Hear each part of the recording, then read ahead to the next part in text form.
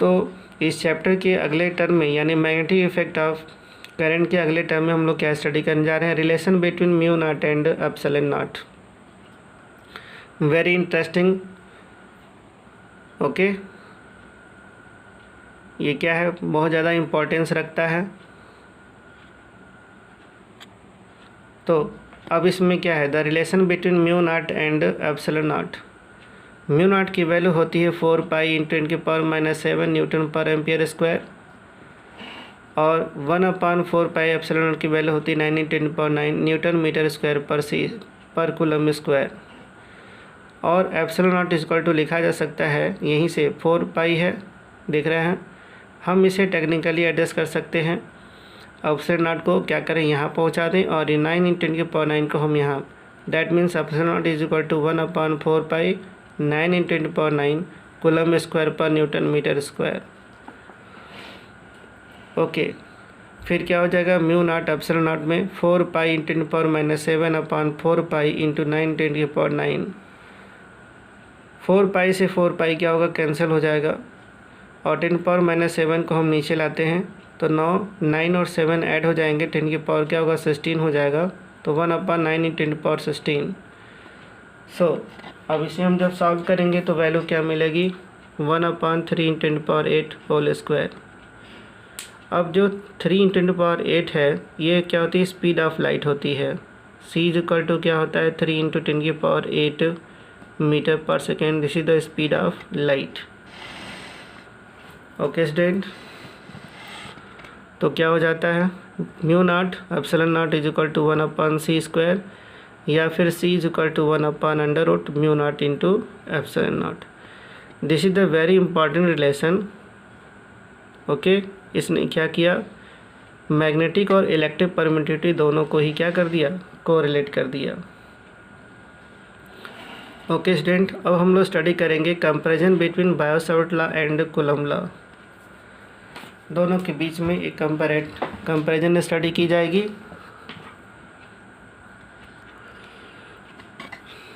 Okay, तो ये क्या होगा, comparison between Biot-Savart law and coulomb law.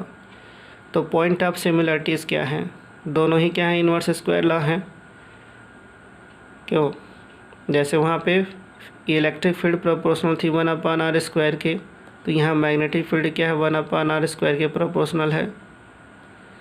Okay, both are long range field, दोनों ही लंबी दूरी तक काम करते हैं, और ये दोनों ही सुपरपोजिशन प्रिंसिपल फॉलो करते हैं, यानी both follows principle of superposition. खैर, पॉइंट ऑफ डिफरेंस क्या है,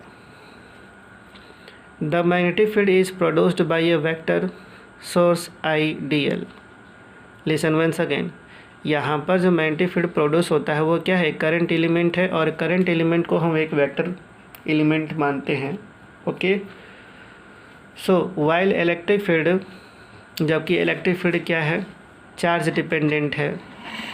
इलेक्ट्रिक फील्ड क्या होती है, चार्ज डिपेंडेंट है, सही है, प्रोड्यूस्ड बाय ये स्केलर सोर्स चार्ज।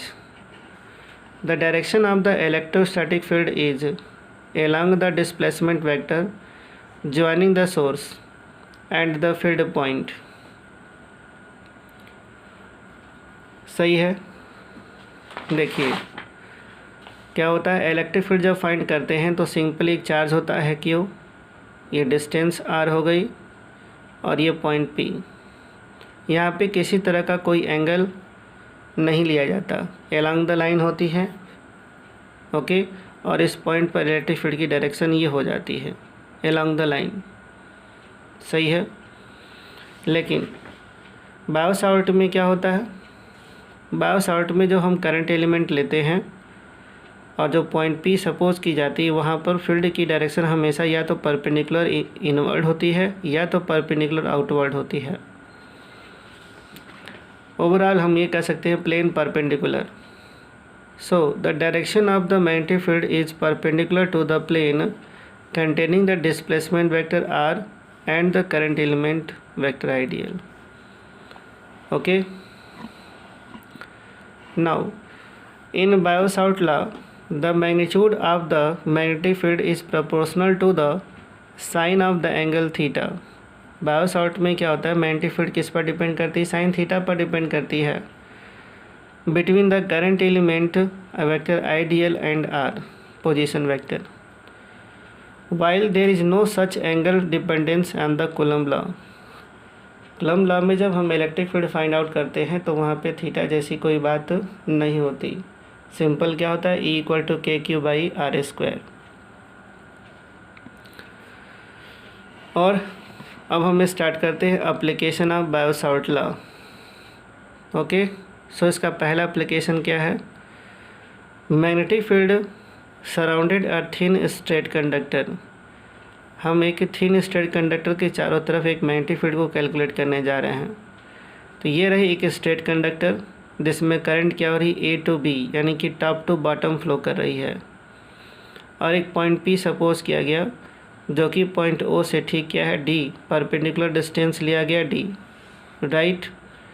अब यहाँ पे जो डॉट दिखाया जा रहा है इसका मतलब मैग्नेटिक फील्ड की डायरेक्शन क्या है, अपवर्ड है, यानी कि इस प्लेन के अपवर्ड डायरेक्शन में है। ओके, तो बायोसावर्ट लॉ अप्लाई करने के लिए हमें एक एलिमेंट लेना पड़ेगा, करंट एलिमेंट। तो हमने यहाँ पे एलिमेंट लिया है dy along the Y axis की, और ये क्या है, एलॉन्ग द एक्स एक्सिस। तो dy एलिमेंट से r डिस्टेंस पर एक पॉइंट P है, तो एंगल क्या ले रखा है, फाई, और ये एंगल लिया है थीटा। तो थीटा, फाई और ये 90, ये तीनों मिलके क्या हो जाएंगे, 180 होंगे। Look it here, theta, phi और 90 is equal to 180। So theta phi is equal to क्या हो जाएगा, 90, या फिर theta is equal to 90 - phi. Okay student, now हम यहाँ लिखते हैं बायोसावर्ट लॉ को, vector B is equal to μ0/4 integral vector ideal cross vector r/r³। फिर हमने इस क्रॉस प्रोडक्ट को ओपन किया तो लिखा आइडियल साइन θ/r²। अब ये जो आइडियल है, आई को हमने बाहर कर लिया और इस dl की जगह हमने प्लेस कर दिया dy। क्यों, क्योंकि हमने जो एलिमेंट है वो हमने dy ले रखी है। ओके स्टूडेंट, फिर क्या होगा, from the geometry y is equal to क्या हो जाएगा, tan theta, y is equal to d tan theta. आइए देखते हैं, tan फाई है, sorry listen here, tan phi. So look it here, phi के ठीक सामने ये क्या बनता है, परपेंडिकुलर, और ये क्या हो जाएगा, बेस। तो tan phi is equal to y/ क्या होगा, d। ओके, सो हम क्या लिख सकते हैं, y is equal to d tan phi. अब हम इसे डिफ्रेंशिएट कर देंगे। So dy is equal to हो जाएगा d sec² phi d phi, और r इज इक्वल टू हम क्या लिख सकते हैं, d sec phi. r is equal to क्या हो जाएगा, d sec फाई। उसी फिगर से हो जाएगा, कैसे होता है आइए इसे भी देख लेते हैं। Okay, phi perpendicular base and hypotenuse. Okay, तो अगर हमें रिलेशन फाइंड आउट करना है r एंड d में, तो क्या होगा, ये बेस हो गया और हाइपोटेनस हो गया, तो cos phi is equal to क्या होगा, base upon hypotenuse. Okay, cos phi is equal to base upon hypotenuse, तो sec phi is equal to क्या हो जाएगा, sec phi is equal to क्या हो जाएगी, cos का ये ठीक उल्टा होता है, तो उसी बेसिस पे हम इसे लिख सकते हैं r is equal to d sec phi from the figure, and theta is equal to क्या है, 90 - फाई। ओके स्टूडेंट, अब ये सारी वैल्यूज़ हम इसमें क्या करते हैं, प्लेस करेंगे। तो प्लेस करेंगे तो रिलेशन हमारी कैसे हो जाती है, look it here, b is equal to μ0I/4πd। Okay, values क्या है, -β to अल्फ़ा। वैल्यूज़ क्या हो जाएगी, -β से अल्फ़ा हो जाएगी, एंगल इसकी, लुक इट हियर, यहाँ पर जो एंगल है इस पूरे वायर को कवर करने के लिए वो क्या है, बीटा है, और ऊपर क्या है, अल्फ़ा। तो जो पूरे वायर की जो एंगुलर लिमिट हो जाएगी वो क्या होगी, अल्फ़ा और बीटा हो जाएगी, सही है। और इस वैल्यूज़ को जब हम प्लेस कर रहे होंगे, अब मैं आपको यहाँ मैं दिखाता हूँ कैसे कैसे चेंजेस आते हैं। लुक इट हियर, यहाँ पे था D Y sine theta upon are square, सही है। वैल्यू प्लेस करते हैं सबसे पहले डी वाई की, वो है d sec square phi into d phi, और साइन थीटा की जगह हम क्या रखें 90 minus phi upon are square की जगह क्या हो जाएगा d square sec square phi. So एक डी से ये डी कैंसिल हो गया, सही है। सेक स्क्वायर फाई से सेक स्क्वायर फाई कैंसिल हो गया। साइन 90 माइनस फाई क्या हो जाएगा, साइन 90 माइनस फाई क्या हो जाएगा कॉस फाई हो जाएगी। और एक जो ये डी बच रहा है वही डी मैंने यहाँ लिखा हुआ है, खैर बाई क्या हो जाएगा डी, और इंटीग्रल हमने क्या लिखा minus beta to alpha. Okay dear student, so इस तरह से हमारे पास रिज़ल्ट क्या आता है mu naught I upon 4 pi d, so minus beta to alpha cos phi d phi. तो mu naught I upon 4 pi d cos phi का इंटीग्रेशन हो जाता है sine alpha plus sine beta, क्योंकि कास का क्या होता है साइन फाई हो जाएगी। सो हमने इसे सॉल्व कर लिया sine phi, that means sine alpha plus sine beta. Okay student, अब इसकी प्रॉपर्टी क्या है केस फर्स्ट में कि for an infinitely long straight wire the point P lies near the centre of the conductor, so alpha is equal to beta is equal to क्या होगा 90, सही है। तो अगर हमने इस वैल्यू को यहाँ पुट करी, साइन अल्फ़ा की वैल्यू 1 हो जाएगी, साइन बीटा की वैल्यू 1 हो जाएगी, तो 1 + 1 क्या हो जाएगा 2, और वो 2 इस 4 को क्या करेगा 2 कर देगा। That means mu naught upon 2 pi into I upon D. यहाँ से इम्पॉर्टेंट टर्म क्या है कि B proportional to 1 upon D show कर रहा है, जिसके लिए मैंने यहाँ पे ग्राफ प्लॉट कर रखा है like this. Case number second क्या है कि अगर अल्फ़ा की वैल्यू 0 हो जाए और बीटा की वैल्यू क्या हो 90, तो साइन अल्फ़ा की वैल्यू हो जाती है 0, साइन अल्फ़ा क्या हो जाएगा 0।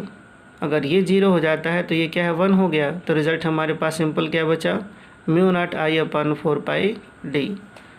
सो mu naught I upon 4 pi d like this. Thus the magnetic field due to an infinite long linear conductor carrying current near its centre is twice than the near at its one end. यहाँ पे important term क्या देख रहा है, ये है mu naught upon 2 पाई और यहाँ पे क्या है म्यू नॉट अपान 4 पाई, यानी दोनों में जो रिलेशन है वो क्या है ट्वाइस का है, एक एंड पॉइंट है। ओके